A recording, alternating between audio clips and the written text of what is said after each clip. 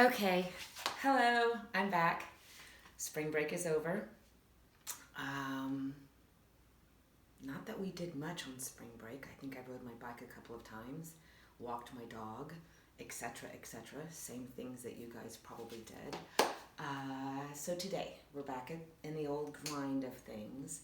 I'm not sure if your iReady lesson worked. If it didn't, yay you got a little bit of a break coming back in. We did have some social studies. Uh, Sorry, I'm distracted. Someone is in my backyard. My gardener just walked by and it totally distracted me. Okay, so let me get back on track. Today you had a social studies lesson and I provided you with some YouTube videos. Guys, anytime I provide you with YouTube videos in the daily plan that are not printed out on the grid that I gave you, those are optional. You don't have to watch them. They're there to help you fill in some learning gaps, just so that you know. Today, you're going to receive 3 more that are going to help you fill in some gaps as well. All right, so the first thing that we asked you to do today was your Edgenuity. This is a little bit different. Guys, we are fully aware that the Edgenuity is a little bit mundane at times. Great lessons, we love them. However, we get that doing 5 hours a week in each of your classes can be a little bit cumbersome. So we're going to supplement with our own lessons and have you do a little bit of column A and a little bit of column B. So we still want you on Edgenuity, but instead of doing 5 hours a week, this week we're going to try 3 hours of Edgenuity. That means we want you logged in, we want you working, and we want you to complete your 3 hours of Edgenuity.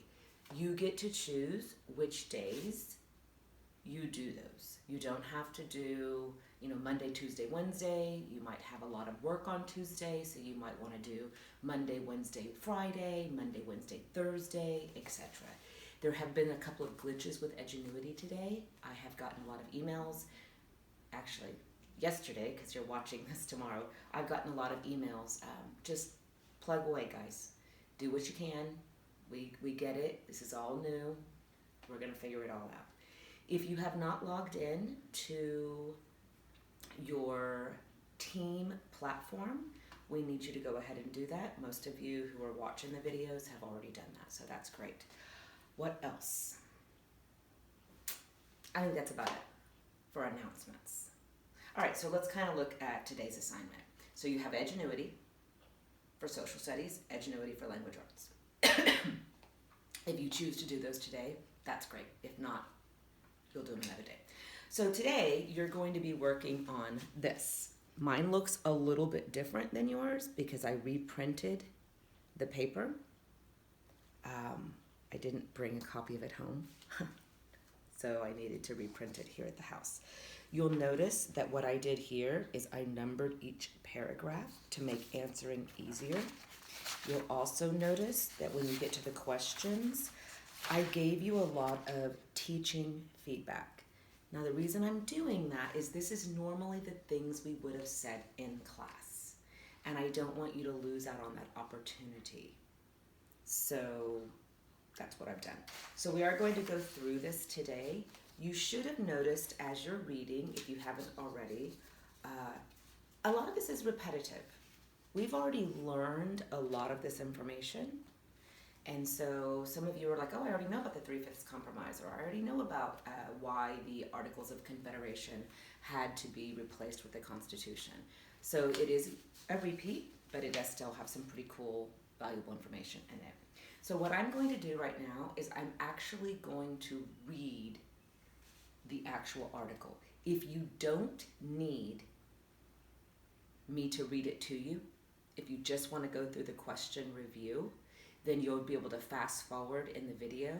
When you see me white out the video like this, that means I'm done reading and you can pick up at that point. Okay, no? All right, the founding of American democracy. The Founding of American Democracy by Jessica McBraney, 2016. The American colonies rose up in 1776 against Britain. with the goal of becoming an independent state. They sent the King of England their Declaration of Independence, best breakup letter ever, a little more than a year after the start of the Revolutionary War. After nearly 8 years of battles, the British finally ended their offensive military operations in America in 1783, at which point the Americans became free to set up their own government. The Constitution replaced the much weaker Articles of Confederation as the guide for American governance. As you read, note what the Founding Fathers thought was important to include in America's new government. Paragraph 1. Sometimes we see stories about new laws. Other times we hear about the courts making decisions. A few times a year, the president gives an important speech. Do you ever wonder why the government can seem so complicated? Today, our government is a lot like the one that was created in 1787. The Founding Fathers, now you're going to see a little 1 next to Founding Fathers. That 1 means you come down to the footnote and you read number 1, you come down and read number 1. It's just going to define that word. Sometimes it gives a little bit more clarity. The Founding Fathers had a good reason for writing the Constitution the way they did. Those choices are still a big part of the American government, of how the American government works today. Colonization and revolution. So again, we're going to look at our subtitle, and the subtitle is going to tell us what this section is going to be about. Now, chances are it's going to be told in sequential order, and we know this because we know we have to colonize before we can revolt. People started coming to North America in the 1600s. Those people are called colonists. They were from all over Europe, but the most people came from England. Soon, the British were the strongest influence in America.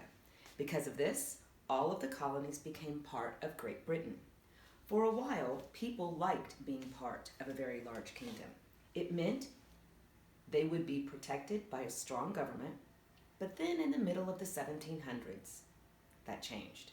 People started getting uncomfortable with how much power the king had. The biggest problem that people had was how much money they were paying in taxes. They sent the British a lot of money, but they did not get to be part of the government.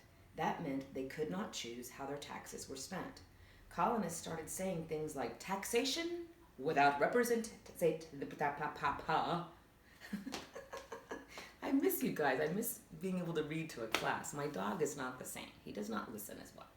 All right, colonists started saying taxation without representation to talk about the problem. The phrase caught on and was the part of what started the American Revolution. In 1776, the colonists wrote the Declaration of Independence. The letter told the king that the colonies did not want to be a part of England anymore. The British tried to stop the colonies from leaving by sending an army to end the rebellion. In the end, the Americans won the Revolutionary War, and the British soldiers were sent back to England. In 1781, the states were finally free, but that was only the beginning. Now what? Now that the Americans had to choose how they would run their new country, the people remembered what life was like under England's powerful government. They wanted their new government to have less power. That way, the people would have most of the control. In order to do that, the American people made the Articles of Confederation. This was a document that explained what the central government's job was. It also set limits of what state governments could do. The central government would have the power to start a war, but was not allowed to make an army. The federal government also would not be allowed to collect taxes. There wasn't even a president. Instead, these jobs were done by individual states. Each state was allowed to decide how to do that. People felt their rights would be safer if the states had more power. Unfortunately, this system caused a lot of problems. In Massachusetts, poor farmers started Shays' Rebellion. It was a serious conflict, but the government couldn't do anything to help. They did not have any power in the state. Another problem was trade deals, which could not be made for the whole country at once. making separate agreements state by state was not working well. These kinds of problems kept happening for a few years. Soon, people realized they were going to have to make a change. In 1786, Alexander Hamilton, we know him, called for a meeting to fix the Articles. Leaders met in Philadelphia, Pennsylvania, to talk about how they would solve the problem.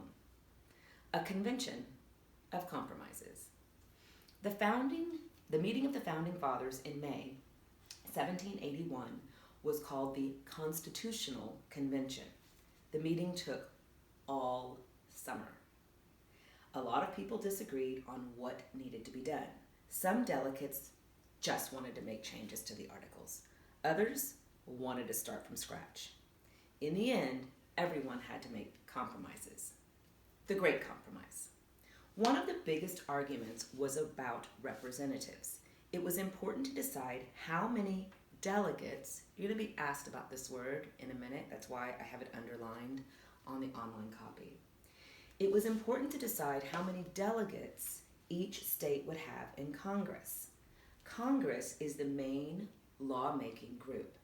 The bigger states wanted the number of representatives to be based on state population. The smaller states worried that this would be unfair. They wanted every state to have the same number of delegates. In the end, they agreed on the Great Compromise. Congress would be split into two parts. Bicameral, remember that word? The House of Representatives would be based on population, and the Senate would have an equal number of representatives from each state. The 3/5 Compromise. So before we start reading, kind of remember, what was this about? Oh yeah, it was about slaves and representing and how slaves would be counted. Slavery was another big issue for the Founding Fathers. States that had a lot of slaves thought they should be counted as part of their population. A bigger population meant they would have more delegates in the House.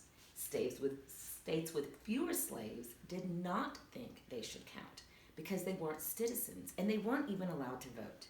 Eventually, they came to a compromise. Every 5 slaves would count as 3 people when they counted population. This rule stayed part of the Constitution until after the Civil War. The contents of the Constitution. The meeting ended on September 17, 1787. The result was a document called the Constitution of the United States of America. Yay! It only had 7 articles and was the shortest constitution in the world. It wasn't long, but it covered all of the most important parts of our government. Separation of powers. The leaders still remembered the problems they had when they were part of Great Britain. They never wanted to have their rights taken away again. However, the Articles of Confederation taught them that the central government needed to have some power. They needed to split the government into 3 pieces. So they went legislative branch, or Congress, which makes the laws, the executive branch, or the president, who makes sure the laws are followed. The president is also in charge of relationships with other countries.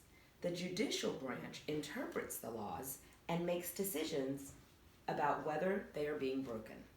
The judicial branch is made up of the federal courts and the Supreme Court. Giving each branch different responsibility made sure that no branch could ever have too much power. This would make it harder to take away people's rights. So checks and balances. The Founding Fathers also wanted to protect people even further. Beyond just splitting the government, they made sure that each branch could stop other branches from making bad decisions. This is called the system of checks and balances. For example, Congress writes the laws, but it's up to the president to approve them. The Supreme Court can erase the law if it goes against the Constitution. Federalism. The founders also wanted to make sure the states still had some authority. The balance of powers between your central government and the state government is called federalism. One example of this is the balance is the Senate. Every state has 2 representatives in the Senate, so no matter how big it is, this makes all of the states equally powerful. Another example is the presidential election. Each state gets to hold its own election. The results are mixed together later as part of the Electoral College. So constitutional disagreements. The Constitution was very carefully written. It protected the rights of the people and the states. However, not all of the colonies thought it was good enough. The first political party, the Anti-Federalist, started to form. They thought the central government would still have too much power. James Madison, Alexander Hamilton, and John Jay all wrote essays explaining how everyone's rights would be safer under the Constitution, would be safe under the Constitution. These were called the Federalist Papers. They also talked about why a strong government, but a small government, was important. The papers worked. In 1790, all 13 colonies ratified the document, the Bill of Rights. So the Founding Fathers' job was still not done. Many states requested that Congress also add a Bill of Rights to the Constitution, and this resulted in 10 important amendments being made to the original document. The purpose of the Bill of Rights is to clearly say what the rights of every voting citizen in the United States are. The Bill of Rights are what protect our freedom of speech. It also grants Americans freedom of religion and the right to a fair trial. The 10th Amendment tells us that anything the central government does not control is up to the states. The Constitution today. Today, we still use the same Constitution from 1787. Congress has made 17 more amendments over our nation's history. The U.S. Constitution is still the shortest governing document in the world. We also use it to make all new laws and policies. All right, so at this point, we're done reading, so I'm going to put this up so that people at home know, oh, Miss Wood is finally done reading. Okay, so I'm done. So let's look at the questions, guys. If you start with number 1, it says, which of the following sentences best summarizes why America separated from Britain? So if you're looking at the online paper, I told you go ahead and look at paragraph 5. That's where you're going to find your answer. But before you do that, what you want to do is you need to ask yourself, what is this question asking you? So it says, best summarizes why America separated from Britain. So before you ever even look at the answers, start asking yourself, why did we separate from Britain? If you go back into the article and you reread paragraph 5, it's going to help you out in looking at your answer choices. Moving on to number 2. So guys, at this point, if you need to pause the video, just pause it, go find your answer, but I'm not going to sit and wait like I would in class. Part A, which 2 of the following identify central ideas in the text? Guys, if you look right here, I even put a box around the word to.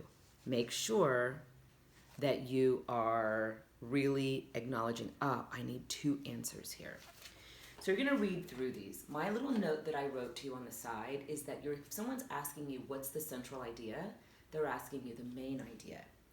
Now, if you start looking at these answer choices, you're going to go, that's odd. So look at number 2, letter A. The Constitution was inferior to the Articles of Federation, under which the states had dealt with Shays' Rebellion and diplomatic trade conflicts. Guys, was the Constitution actually inferior to the Articles of Federation? And honestly,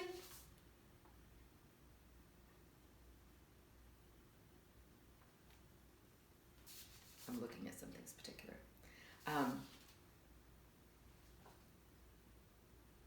Is it called Articles of Federation? Just checking. Okay, so guys, what I wrote here, I said, as you read these answer choices, if the information is false, it can't be your correct answer. So what I was looking for just now is I was looking for the actual paragraph. If you look here, they start talking about the Articles of Confederation. And when they talk about the Articles of Confederation, they talk about how there were a lot of problems with it. And because there were problems with it, they got rid of it, and now they have the Constitution. So if you look at A is actually false. The Constitution was not inferior to the Articles of Confederation. The Articles of Confederation were inferior to the Constitution. So it can't be your answer. So that you eliminate A. You're going to keep doing that process until you find 2 answers that are true. So again, pause the video, find your answer, and let's move on to number 3. Number 3, part B, what they're asking you to do in part B, and I tell you choose 2. They're asking you to find 2 answers here that support the answer choices you made here. So let's say that you marked B in number 2A. They want you to find a supporting detail down here that helps you to explain why you would choose the answer choice that you chose here. So you have 2 answers here, so you need 2 here, 1 for each. Pause the video, find that. Number 4, paragraph 11. You're going to notice that I underlined the word delegate in paragraph 10 as well as paragraph 11. I just think that by seeing it in 2 different places, it's going to help you as you're doing word substitution. Now, some of you might go, wait a minute, Miss Eckert uses this word all the time. So if she's passing out papers or if she is giving out supplies, she might say, ladies and gentlemen, send 1 delegate from your table to come get your supplies. So part of you are going to recognize that word because we've used it so much in context in class. And so you might just be able to answer it based off of that. But it's definitely go back and do paragraph 11 and do word substitution. Number 5, why did the Founding Fathers feel the need to replace the Articles of Confederation? Look at paragraph 7. If you go back to paragraph 7, you're going to find that answer. It's pretty clear. And then they're asking you to give, right here, a short response on how checks and balances contribute to American democracy. Go back to reread paragraph 17 and 18, and then just make sure you TQA that. Turn the question around for me. All right, so once you're done with that, you're done with that. Now you're going to notice on our plan today, you're going to come down here and it has lesson on a founding of American democracy. There are 3 and I don't know if you can see this. I don't have it printed out yet, guys, but you're going to see 3 YouTube lessons. Guys, you don't have to watch those YouTube lessons. We would have shown those in class to fill in the gaps. So if you're reading this and you're like, why is it difficult for us to make amendments to the Constitution? There's a YouTube video to answer that. It's actually a TED Talk. It's a relatively short TED Talk, but there is definitely one there. Then there's the Bicameral Congress, a crash course in government and politics. Guys, again, you don't have to watch these. They are just there to kind of fill in the gaps that we would have had class discussions about, but we can't because of COVID-19. All right, now, if you want to watch these 3 videos, it could actually help you with the next assignment. The next assignment is another Discovery Ed video. So if you look here, it says Day 7, Discovery Education video. Guys, to find your Discovery Ed videos, you go online, you go into your portal, you go into the applications, and there'll be a section, they go in alphabetical order, you click on it, and then you're just going to have to navigate through. I gave you a set of directions here. The directions are not 100% foolproof because I have the educator version, so mine looks slightly different than yours. The big thing that we want you to remember is make sure that you're in grades 6 through 8. There'll be a section that it'll say like K through 5 or 1 through 5, and it'll say 6 through 8, and it'll say 9 through 12. Just make sure you're clicking those 6 through 8 videos. That way they're not too childish or too difficult to understand. So you'll watch one of those, and you're just going to give me 10 things that you learned. If you would rather watch the 3 videos that I gave you underneath the democracy worksheet right here, I don't know if you can see this again because I can't see what I'm filming. If you want to watch these 3 videos instead of a Discovery Ed, we're totally okay with that. That choice is completely yours. You can watch the 3 videos that I have listed here. They're all on YouTube. And then you can use those 3 videos and just fill in information that you've learned. Probably 3 things from each video, 4 from one, no big deal. If you're like, no, I like those Discovery Ed things, those were really cool, I want to watch that instead, no problem. You watch that and fill it out. Turning papers in. At this point, we're asking you guys to hold on to your papers. We have faith that we're going back. Yay, yay, yes, yes, yes, we want to see you. We just don't know when. We will figure this out. Ms. Ecker and I are working at trying to figure out how to do digital uploads. We will be taking grades from Edgenuity. Right now, you're getting a grade if you're participating. I believe beginning at the end of this week, we're going to actually start taking grades on how you score on those quizzes.